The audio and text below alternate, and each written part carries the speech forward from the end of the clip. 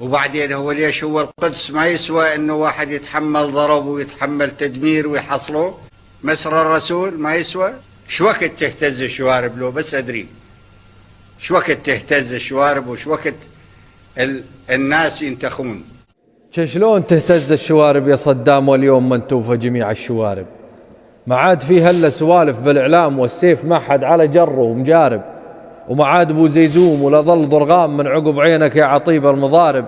راحت معزتنا الدرهم تدرهام واليوم صرنا مثل حقل التجارب. الروس يجرب له صواريخ والغام وامريكا جتنا بالسياسة تحارب. جابوا لنا الارهاب في ثوب الاسلام وخلوا بعضنا في بعضنا الضارب. وراح العمامة صار عنتر ومقدام يعكر علينا صافيات المشارب، واللي يجي ويبيعنا حكي واوهام ثري على سفك الدمل ومآرب. الوضع مزري والعرب عقبك يتام، وضع العرب من بعدك اليوم خارب. عقب العراق اليوم شوف ولت الشام والقدس للحز تحت حكم العقارب. وتريد تهتز الشوارب يا صدام؟ أبشرك ما عاد فيهم شوارب.